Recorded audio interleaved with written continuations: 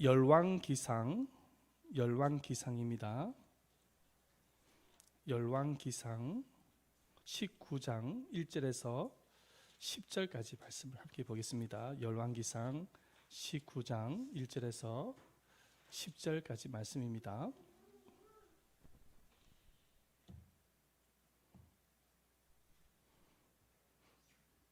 (549페이지) 있습니다. 549페이지 구약 성경에 549페이지에 있습니다.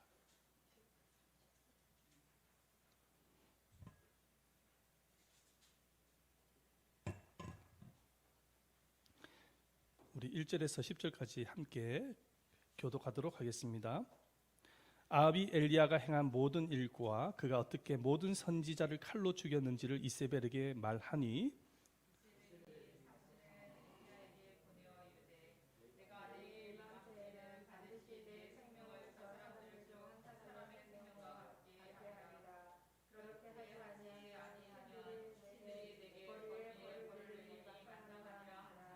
그가 이 형편을 보고 일어나 자기의 생명을 위해 도망하여 유다에 속한 브엘세바에 이르러 자기의 사환을 그곳에 머물게 하고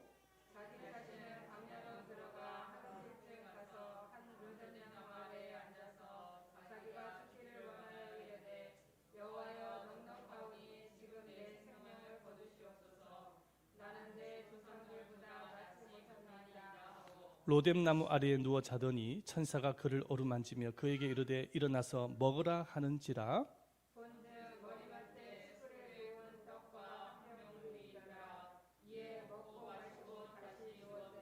여호와의 천사가 또 다시 와서 어루만지며 이르되 일어나 먹으라 내가 갈 길을 다 가지 못할까 하노라 하는지라.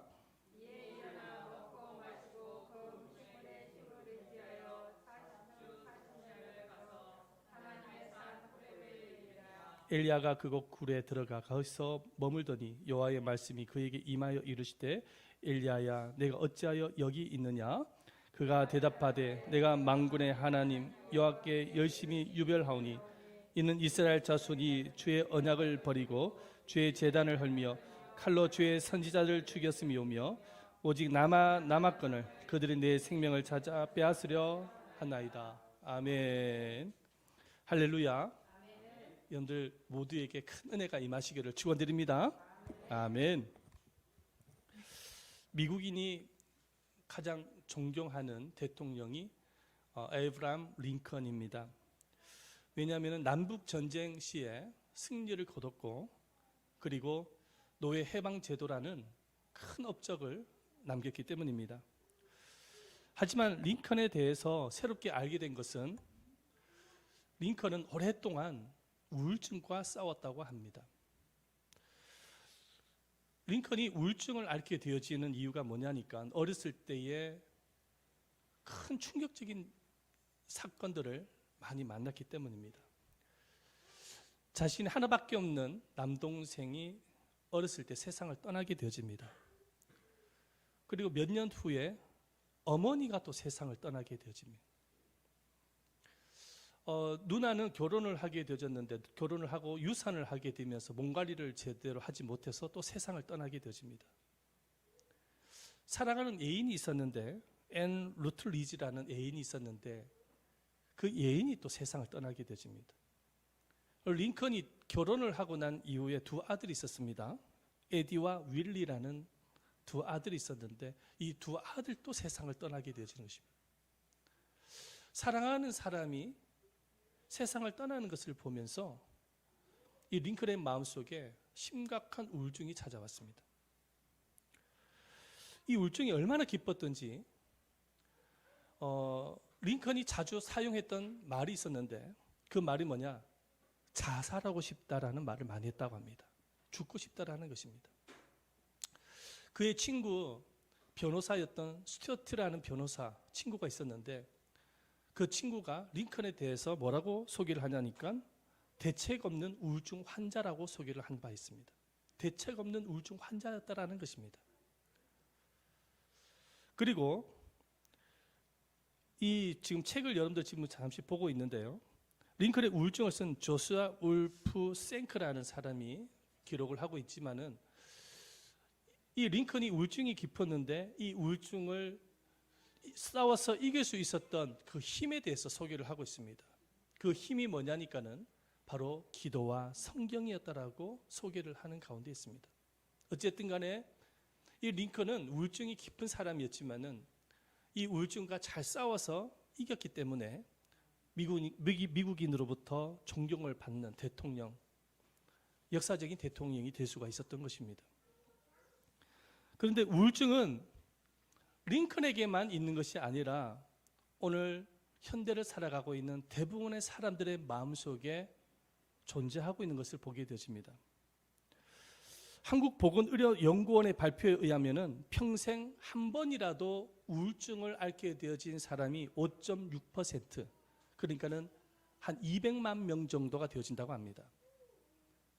그런데 경미한 우울증까지 포함을 하게 되어지면은 거의 한 인구의 50% 이상이 우울증을 앓았다라는 통계가 나왔습니다.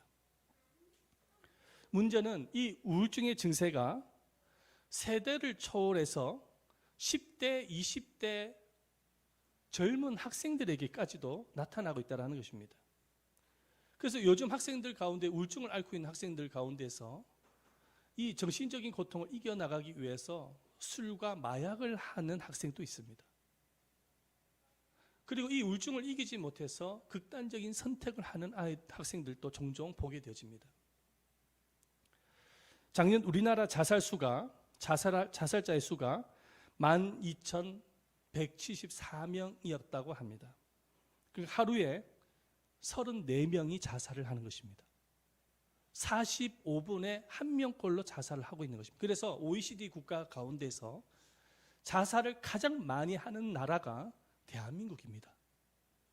우리나라가 자살을 가장 많이 하는 나라라는 것입니다. 그런데 이 자살하는 사람의 70%에서 80%가 자살 이유를 우울증으로 꼽고 있습니다. 우울증 때문에 자살을 한다라는 것입니다. 그래서 세계보건기구에서는 2021년 인류를 괴롭히는 3대 질병 중에 하나가 뭐냐면 우울증이라고 꼽고 있습니다. 여러분, 우울증이 생기게 되어지는 원인은 여러 요인들이 있는데 그 대표적인 것이 뭐냐면 신체적인 질병이나 스트레스와 같은 환경적인 요인일 수가 있고, 또 한 요인이 무엇이냐면은 이 뇌의 세로토닌 감소라는 유전적인 요인을 들 수가 있다고 합니다. 그래서 이 우울증을 앓게 되어지면 다양한 증상들이 나타나게 되는데 그 대표적인 것이 뭐냐면은 자꾸만 부정적인 생각, 부정적인 정서가 만들어진다는 것입니다. 특별한 이유도 없고 특별한 사건도 없는데도 불구하고 자신도 모르게 마음속에 슬픔, 분노, 불안감, 죄책감, 수치심 등이 만들어지는 것입니다. 그리고 이런 부정적인 정서는 또 삶의 여러 요소에 영향을 끼치게 되어지는데, 자그마한 실패도 불구하고 쉽게 좌절을 느낀다든지 슬픔을 느낀다든지,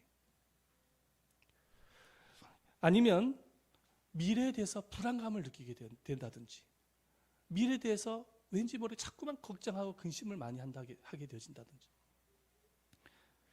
일상생활에 흥미나 의욕과 무기력 증세가 나타난다. 흥미를 잃어버리고 일상생활의 흥미와 의욕을 잃어버리고 무기력한 증상이 나타난다든지 하는 증상들이 나타난다는 것입니다.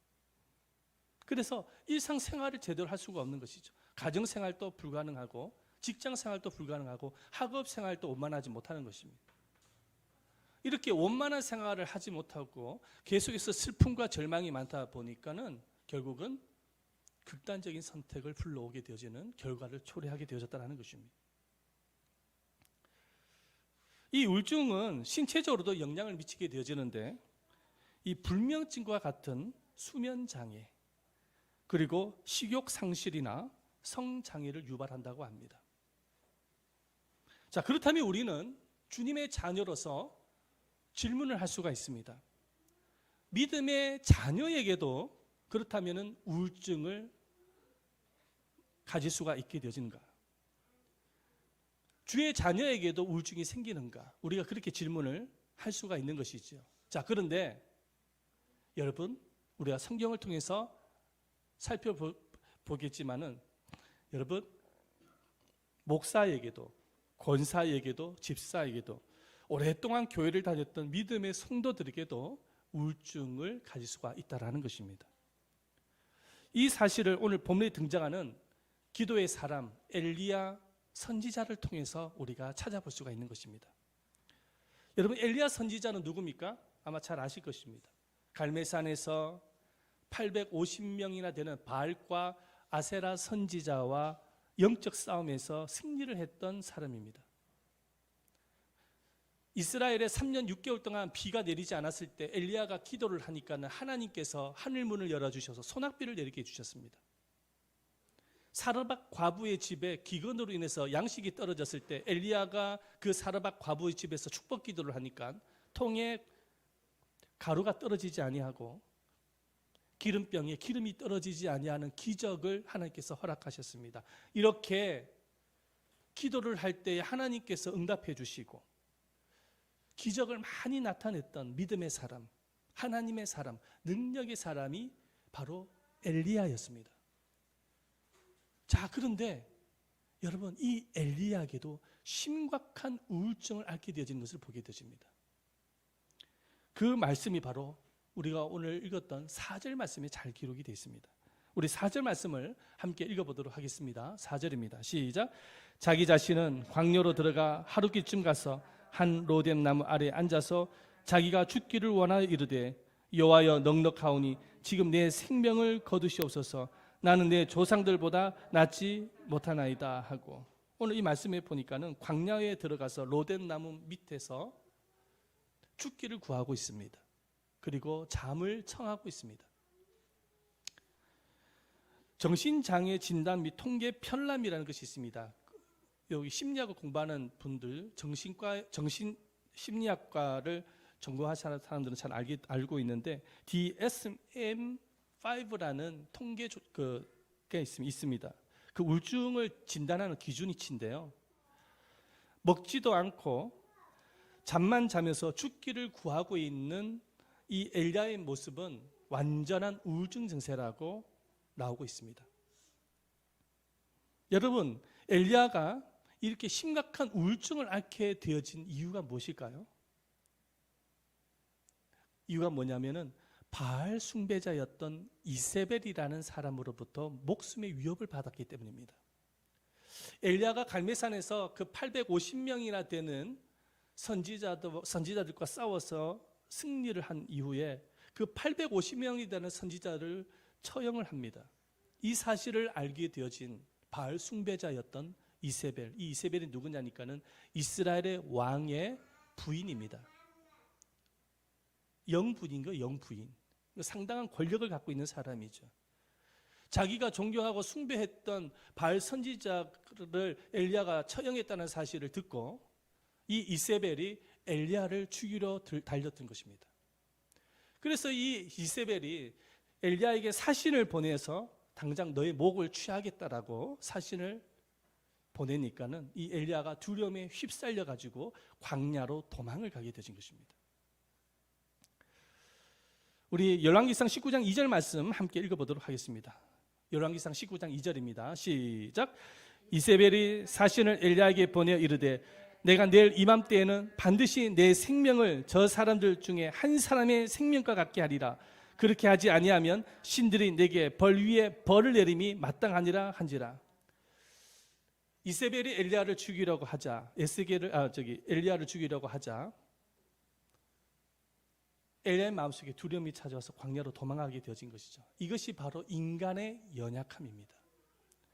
그렇게 능력이 많았고 기적을 많이 나타냈던 엘리야였지만은 한 여인의 말 한마디에 두려움이 찾아오게 되어서 심각한 우울증을 앓게 되어진 것이죠. 여러분, 능력이 많았던 엘리야에게도 우울증이 생겼다고 한다면은 목사에게도 권사에게도 집사에게도 오랫동안 믿음의 생활했던 성도에게도 우울증이 생길 수가 있는 것입니다. 하나님은 성도의 마음속에 우울증이 생겨서 부정적인 정서를 가지고 인생을 살기를 기뻐하지 않습니다. 날마다 마음속에 슬픔과 우울한 날을 보낸다든지, 아니면 감정의 기복이 너무 심해서 자꾸만 이렇게 분노를 나타낸다든지, 작은 실패에도 쉽게 좌절을 느끼거나 두려움을 느끼면서 인생을 살아간다든지, 미래에 대해서 걱정하고 염려하고 불안해하면서 살아간다든지, 생명의 주인은 하나님의 것인데 자기가 마음대로 자살하고 싶다, 죽고 싶다라고 말을 내뱉으면서 이런 부정적인 정서를 가지고 살아가는 것, 하나님께서 기뻐하지 않는 것입니다. 왜냐하면 이 우리의 마음속에, 인간의 마음속에 만들어지게 되어지는 이 모든 부정적인 정서는 사단이 만들어낸 것이기 때문입니다. 이 사단이 인간의 마음속에 상처를 통해서 그 마음과 생각 속에 부정적인 정서를 만드는 것입니다. 그래서 예수님께서 제자들에게 이런 말씀을 하셨어요. 사단이 오는 것은 인간의 마음을 도둑질을 해서 그 영혼을 파괴하고 삶을 무너뜨리기 위한 것이라고 예수님이 말씀한 바 있습니다. 우리 말씀을 한번 보겠습니다. 요한복음 10장 10절 말씀이죠. 읽어봅니다. 시작.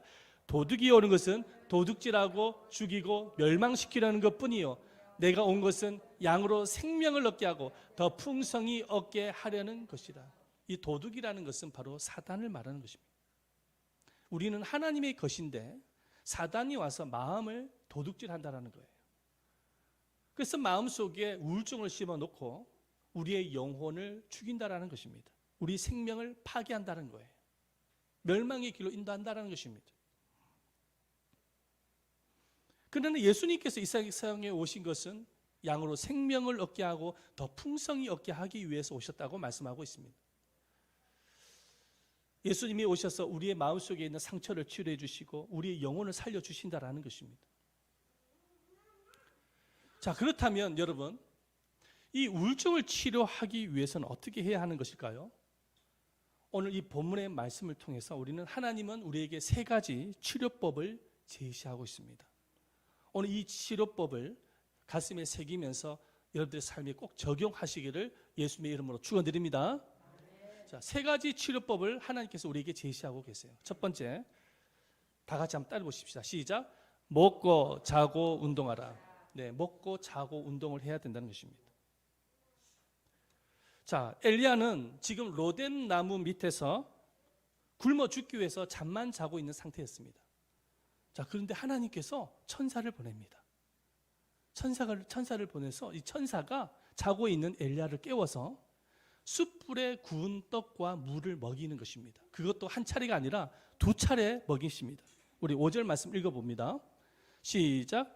로뎀 나무 아래에 누워 자더니 천사가 그를 어루만지며 그에게 이르되 일어나서 먹으라 하는지라. 6절 말씀 읽어봅니다. 본즉 머리 밑에 숯불에 구운 떡과 한 병 물이 있더라. 이에 먹고 마시고 다시 누웠더니, 천사가 와서 자고 있는 엘리야를 깨워서 숯불에 구운 떡과 물을 먹이는 거예요. 왜 먹였을까요? 우울증을 치료하기 위해서 먹였던 것입니다. 우울증을 심하게 앓게 되어질 때 나타나는 신체적인 증상이 있는데, 그 증상이 뭐냐면 식욕이 떨어지는 겁니다. 지금 엘리야는 하루 정도 먼 거리를 도망왔기 때문에 상당히 배가 고픈 상태입니다. 그러나 성경을 보면 아시겠지만은 엘리야가 그렇게 배고픈 상태도 불구하고 먹을 것을 찾지 않는 모습을 보게 되어집니다. 그 이유가 뭐냐면은 식욕이 떨어진 것입니다. 마음속에 걱정과 염려와 불안이 너무 많다 보니까는 별로 먹고 싶을 생각도 없는 거예요. 그냥 이대로 로뎀 나무 밑에서 잠을 자다가 죽고 싶은 것입니다. 그것이 지금 엘리야의 상태라는 거예요. 이 상황을 너무나도 잘 알고 계신 분이 하나님이에요. 그 천사를 보내서 가장 먼저 한 일이 뭐냐니까 엘리야를 깨우는 거예요.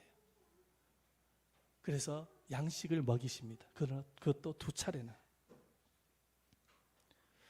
여러분, 이 우울증을 치료하기 위해서는 잘 먹어야 되는 것입니다. 잘 먹어줘야 되는 거예요. 입맛이 없더라도 믿음으로 영양가 있는 음식을 먹다 보면 입맛이 돌아오는 기적이 일어나게 되어지는 것입니다. 내 입맛에 밥맛이 난다라는 느낌이 드는 것은 치료가 되고 있다는 증표입니다. 잘 먹어줘야 돼요. 우울증으로 인해서 식욕이 떨어졌다고 해서 자꾸만 끼니를 넘어간다든지 음식을 먹지 않게 되어졌을 때 나타나는 현상은 건강을 잃게 되어지는 것뿐만 아니라 우울증이 더 깊어지는 것이죠. 그래서 마음이 우울할 때, 힘들 때 잘 먹어줘야 돼요. 영양가를 잘 섭취를 해줘야 되는 것입니다. 하나님은 우리의 영혼에만 관심이 있는 것이 아니라 우리의 육체에도 관심이 있다는 사실을 믿으시기를 바랍니다. 영과 육은 연결이 되어 있는 것입니다. 육이 약해지면 영도 약해지는 것입니다. 할렐루야. 육이 강해져야 영적으로도 강해질 수가 있는 거예요. 그래서 잘 먹어줘야 돼요. 끼니를 때우면 안 되는 것입니다. 식사를 할 때 영양가 있는 음식을 드시기를 예수님의 이름으로 축원드립니다. 영양가 있는 음식뿐만 아니라 보조식품이라든지 뭐 좋은 거 있으면 드십시오. 아멘. 다 주님께서 우리의 건강을 위해서 예비하신 것들입니다. 잘 드셔야 돼요. 그래야 치료가 되는 거예요. 자, 그리고 잠을 잘 자야 됩니다. 한번 따라 봅시다. 잠을 잘 자자. 잠을 잘 자야 돼요. 여러분, 잠을 잘 자야 되는 이유가 뭐냐면 잠을 자야 스트레스와 긴장이 풀리게 되면서 면역력이 생겨서 우울증이 치료가 되어지는 것입니다. 지금 엘리야는 잠을 자고 있는 상태입니다. 로뎀나무 밑에서 잠을 자고 있는 상태예요. 그런데 천사가 깨우는데 식사 시간을 제외하고는 절대로 깨우질 않습니다. 천사가 엘리야를 깨울 때도 어떻게 깨우느냐, 손바닥으로 탁 치면서 아니면 발로 팡 치면서 그렇게 깨우는 것이 아니라 아주 조심스럽게 깨우는 것을 보게 되십니다. 오늘 7절 말씀에 보면은 어루만지며라고 기록되어 있죠. 자, 오늘 말씀 읽어보십시다. 시작. 여호와의 천사가 또다시 와서 어루만지며. 어루만지며라는 단어를 쓰고 있습니다. 이 어루만졌다라는 단어는 히브리 용어로 나가라는 단어를 쓰는데 쓰다듬어 주다, 이렇게 쓰다듬어 주는 거예요. 마사지하다, 이런 의미를 가지고 있는 거예요. 깊은 잠에 빠져 있는 엘리야를 깨울 때 어떻게 깨우냐면 이렇게 쓰다듬어 주면서 마사지를 해주면서 조심스럽게 깨우는 것을 보게 되십니다. 왜냐? 밥을 먹여야 되니까. 이 밥을 먹고 또 엘리야가 잠이 들면은 그때부터는 깨우지는 않아요. 내버려 두는 거예요. 깊은 꿀잠을 자도록 그냥 내버려 두는 것입니다. 그리고 또 식사 시간이 되어지면 또 이렇게 어루만져지면서 일어나 깨워서 또 먹이는 것이죠. 천사가 그렇게 잠을 자도록 내버려 뒀던 이유가 뭐냐면 그래야 치료가 되기 때문인 것입니다. 할렐루야. 스트레스를 풀 수 있는 방법 중에 가장 좋은 방법은 꿀잠을 자는 것 외에는 방법이 없어요. 그래서 하나님은 사랑하는 자녀에게 잠을 주신다고 말씀하고 계시는 거예요. 우리 말씀을 한번 볼까요? 시편 172편 2절 말씀이죠. 함께 읽어봅니다. 시작. 여호와께서는 그 사랑하시는 자에게 잠을 잘 자야 돼요. 여러분 잠을 잘 주무시고 계시나요? 아멘. 그러면 건강하다는 증표인 것입니다. 하나님의 은혜를 받고 있다는 거예요. 일 중심적인 사람은 잠이 부족해요. 일 때문에 신경 쓰고 일 때문에 활동하느라 잠이 정말 부족합니다. 이제 여기에서 스트레스까지 오게 되어지잖아요. 잠이 부족한 상태에서 스트레스까지 오게 되어졌을 때 나타나는 현상은 만성 피로증이 생기는 것입니다. 만성 피로증. 여기에서 우울증이 생기는 것입니다. 만성 피로증에서 우울증이 생기는 거예요. 저도 사실은 약간 좀 일 중심적인 성향이 좀 있습니다. 그래서 일이 끝나기 전에는 잠을 좀 잘 안 자는 성향을 갖고 있어요. 일이 마감이 되어야 잠을 자는 성향이 있어요. 그래서 그런지 지난주 같은 경우는 한 3일 정도는 굉장히 피곤했습니다. 제가 설교를 준비하고 있는지 알고 보니까는 의자에서 자고 있는 겁니다. 기도를 하고 있는 줄 알았는데 코를 골고 있어요. 굉장히 피곤했었나 봐요. 여러분, 잠을 못 자면 기도도 안 돼요. 설교 준비도 안 돼요. 묵상도 안 돼요. 전도에 열정이 안 생겨요. 피곤한데 몸이 일단 아무것도 못하는 거예요. 그래서 목양실에서 한 30분 정도 잠을 좀 잤어요. 30분 정도 잠을 자니까 그때부터 활력이 막 일어나기 시작하는 거예요. 기도를 해도 기도도 잘 되고 묵상도 잘 되고 설교 준비도 잘 되고 잘 되어지는 것입니다. 여러분, 우리가 잠을 잘 자야 이 긴장이 풀리게 되어지면서 명령력이 생겨서 치료가 되어진다는 사실을 믿으시기를 바랍니다. 잘 자야 돼요.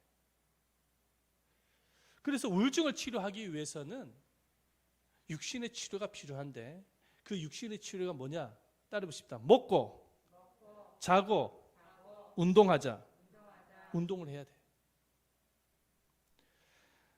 자, 우울증을 치료하기 위해서는 또 적당한 운동이 필요합니다. 하나님께서는 엘리야에게 천사를 보내서 천사에게 먹을 양식을 공급하면서 40주야를 호렙산까지 걷게 하십니다. 오늘 말씀 보겠습니다. 8절 말씀이죠. 시작. 이에 일어나 먹고 마시고 그 음식물의 힘을 의지하여 40주 40야를 가서 하나님의 산 호렙에 이르니라. 양식을 공급을 하면서 걷게 하시는 거예요. 하나님이 그 로뎀나무에 진짜 직접 찾아오셔도 되잖아요. 그런데 엘리야를 그 호렙산까지 40주야를 걷게 하는 거예요. 걷게 했다라는 구절에 여러분들 마음에 새기시기를 바랍니다. 왜 걷게 하셨을까요? 운동을 시키기 위해서 걷게 하신 거예요. 운동을 시키기 위해서. 여러분들 운동을 하게 되어지면은 이 뇌의 활성화가 생겨지고 혈액순환이 되어지면서 마음에 기쁨이 생깁니다. 상쾌해져요. 마음이 기쁨이 생기게 되어졌을 때 뇌에서 뭐가 만들어지냐면 엔돌핀이 만들어집니다. 이 엔돌핀이 만들어지면서 우울증이 치료가 되는 것이죠. 그래서 이 빌레그램 목사님 같은 경우에는 늘 조깅을 했다고 합니다. 시간만 나면 조깅을 했대요. 빌레그램 목사님. 루즈벨트 대통령이나 역대 대통령을 보면은 운동을 그렇게 열심히 했답니다. 걷는 운동, 달리기 운동, 그런 운동을 많이 했다라는 거예요. 저도 지금 헬스를 다니고 있지만 헬스를 하면서 운동을 하고 있지만은 또 저녁이 되지면은 저 옥정 체육관에 갑니다. 옥정 체육관에 가서 한 30바퀴 돕니다. 찬양 들어가면서 찬양 이어폰을 꽂으면서 30바퀴를 걷는 운동을 합니다. 그렇게 하다 보면 온몸에 땀이 이제 범벅이 되지만은 마음은 그렇게 기쁨이 가득해요. 상쾌해지는 거예요. 여러분, 그렇게 되어졌을 때에 하나님께서 우울증을 치료한다는 사실을 믿으시기를 바랍니다. 먹고 자고 운동하자. 따라합시다. 먹고 자고 운동하자. 요 세 가지. 이게 육신의 치료. 여기서 뭐가 빠진 것이 있습니까? 그러면 그것을 꼭 믿음으로 실천하시기를 바랍니다. 만약에 먹는 것이 약하다. 그러면 먹는 것을 챙겨서 드시기를 바랍니다. 운동이 부족하다. 그러면은 당장 오늘부터 적당한 운동을 하시기를 바랍니다.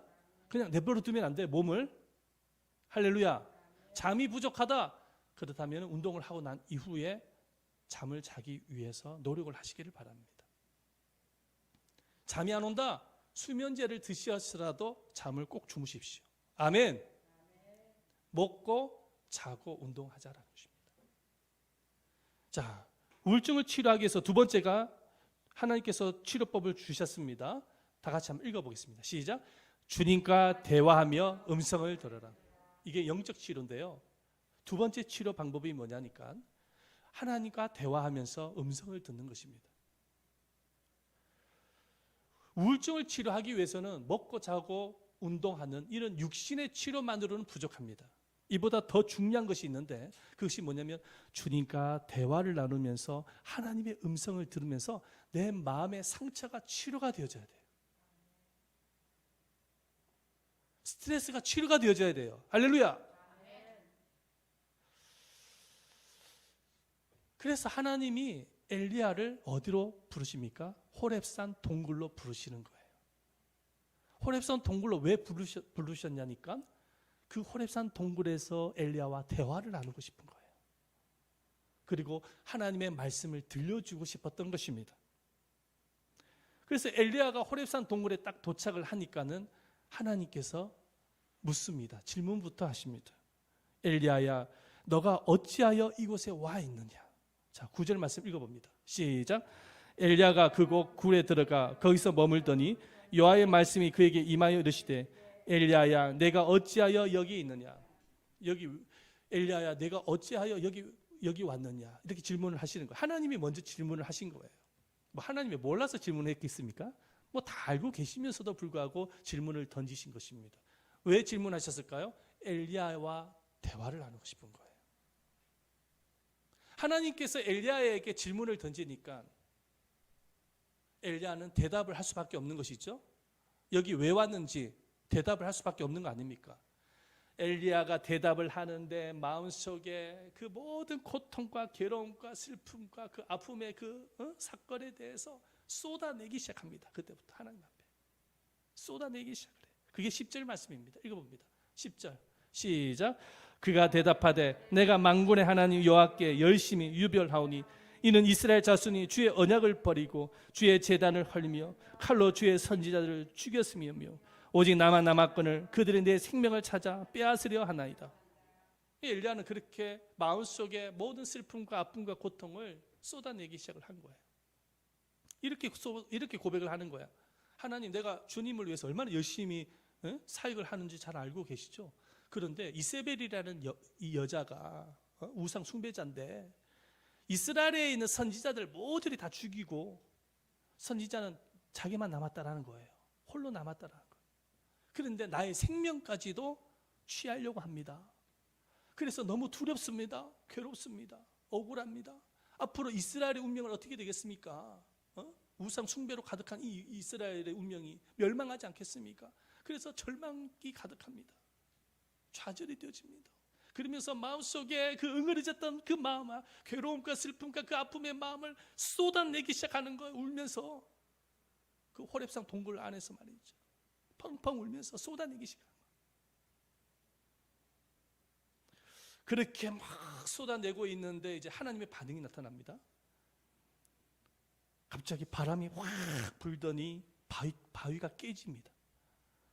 지진이 일어나더니 그곳에서 불이 보입니다. 그러더니 갑자기 하나님의 세미한 음성이 들립니다. 말씀을 보십시다. 12절 말씀이죠. 불이 있으니 불 가운데에도 여호와께서 계시지 아니하더니 불 후에 세미한 소리가 있는지라. 세미한 소리, 큰 소리도 아니에요. 아주 세미하고 조용한 하나님의 음성이 엘리야의 귓가에 들려지기 시작을 하는 거. 이 세미한 하나님의 음성은 어떤 음성이었냐니까 바로 하나님의 사랑의 음성입니다. 위로의 말씀이었던 거예요. 그런데 이 엘리야는 이 세미한 음성을 들으면서 마음의 상처가 치유가 되어집니다. 왜냐하면 하나님께서 엘리야에게 위로하시고 약속을 하시기 때문입니다. 엘리야는 모든 선지자가 죽고 자기 홀로 남았다고 생각을 했는데 하나님께서 엘리야에게 뭐라고 위로하시냐니까 아니다. 바알 앞에 무릎을 꿇지 않는 7,000명의 선지자를 내가 남겨놓았다라고 말씀하십니다. 우리 말씀을 한번 볼까요? 18절 말씀이죠. 읽어봅니다. 시작. 그러나 내가 이스라엘 가운데에 7,000명을 남기리니 다 바알에게 무릎을 꿇지 아니하고 다 바알에게 입맞추지 아니한지라. 하나님의 그 세미한 위로의 음성을 들으면서 엘리야의 마음속에 그 상처가 치유가 되어지고 스트레스가 풀이 되어지고 우울증이 치료가 되어지는 기적이 일어납니다. 여러분, 우울증을 치료하기 위해서는 하나님과 대화가 있어야 하는 것입니다. 주님과 대화가 있어야 돼요.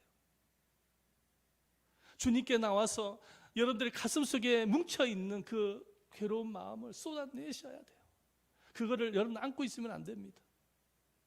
그리고 예배 시간과 말씀 묵상과 기도를 통해서 하나님의 그 세미한 음성을 들으셔야 되는 것입니다. 그럴 때 우울증이 치료가 되어지는 거예요. 여러분들 모두가 하나님의 그 세미한 음성을 들으시기를 축원드립니다. 주님은 우리에게 말씀하시는 하나님이십니다. 내 양은 내 음성을 듣는다고 말씀하셨습니다. 이 마지막 때 우리가 사모해야 될 것은 우리가 들어야 될 하나님의 말씀이어야 되는 것입니다. 그분의 음성을 들을 때 여러분들의 마음의 우울증이 치료가 되어져요. 여러분들의 자아가 건강해지는 거예요. 여러분들의 속사람이 건강해지는 것입니다. 마지막 세 번째입니다. 우울증을 치료하기 위해서 하나님이 세 번째 치료법을 주셨습니다. 읽어봅니다. 시작. 교제와 봉사로 사랑의 접촉점을 가져라. 이게 관계 치료인데요.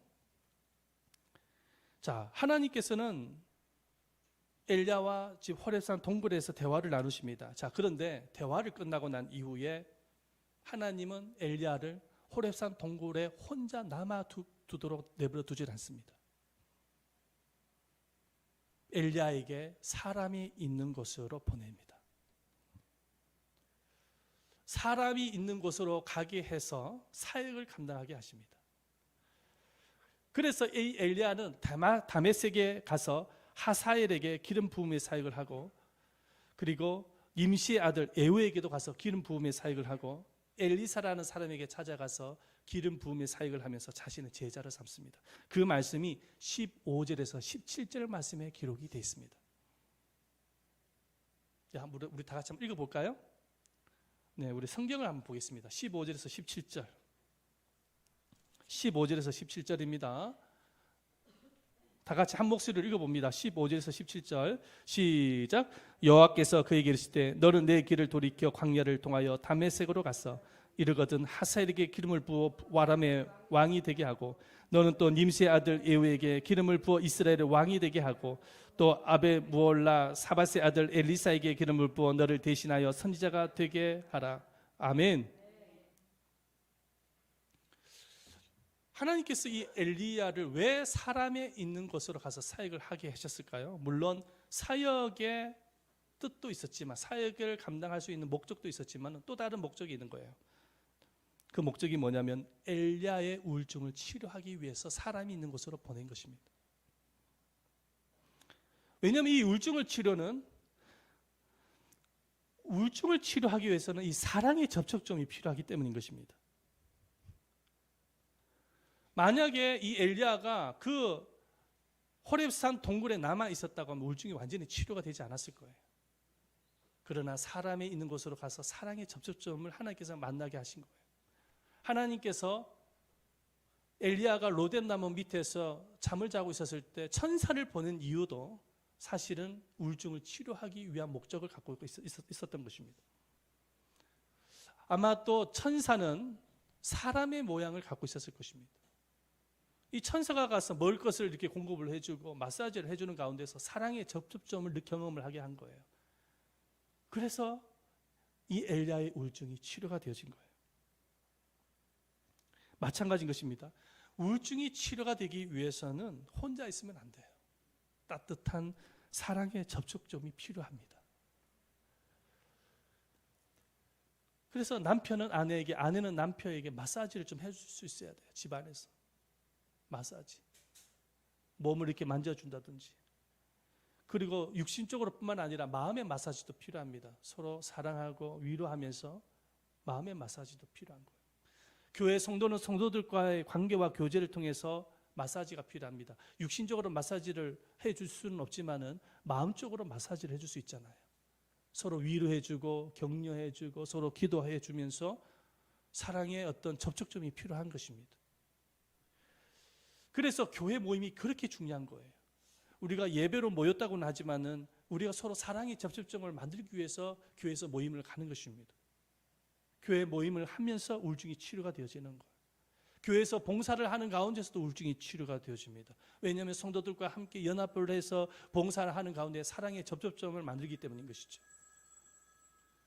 사람을 만나야 돼. 홀로 있으면 안 되는 것입니다. 한번 따라해 주십시다. 사랑의 접촉점을 만들자. 사랑의 접촉점을 만들 수 있어야 되는 것입니다. 70세쯤 되는 할머니께서 어느 날 갑자기 자살을 했습니다. 그래서 경찰이 이제 조사를 합니다. 왜 자살을 했는지. 집안에 가서 이렇게 조사를 해보니까는 가난 때문에 자살한 것 같지는 않습니다. 너무나 풍요로웠습니다. 재산이 많아요. 뭐 질병 때문에 자살했나 싶어서 주치의에게 한번 조사를 해보니까, 병원에 가서 조사를 해보니까는 병이 또 없는 것입니다. 할머니가. 이 70대 할머니께서 왜 자살을 하셨나 싶어서 구석구석을 뒤져보았는데 거기서 뭘 찾았나니까 일기장을 찾은 것입니다. 그런데 그 일기장에는 이렇게 기록이 되어 있습니다. 오늘도 아무도 나에게 오지 않았다. 오늘도 아무도 나에게 오지 않았다. 365일 일기장에 똑같은 말. 오늘도 아무도 나에게 오지 않았다. 이 70대 할머니가 세상을 떠나 자살을 하게 되진 것은 영양소 결핍에 의해서 자살한 것이 아니라 애정 결핍에 의해서 자살한 것입니다. 애정 결핍. 애정이 결핍이 되어질 때에 우울증이 생기는 거예요. 그래서 사랑의 접촉점이 필요한 것입니다. 서로 기도하고 만나서 교제도 나누고 밥도 같이 먹고. 여러분들이 천사가 되시기를 예수님 이름으로 축원드립니다. 천사가 되어져서 밥도 사주고 마사지를 해주세요. 마음의 마사지를 해주시기를 바랍니다. 서로 위로해주고 격려해주고 함께 봉사하면서 사랑의 접촉점을 만들고. 현대인들이 쉽게 걸리는 질병이 바로 우울증입니다. 그래서 어떤 사람은 이 우울증을 마음의 감기라고 표현하기도 합니다. 여러분, 감기가 뭐 별것 아닌 병 아닙니까? 그죠?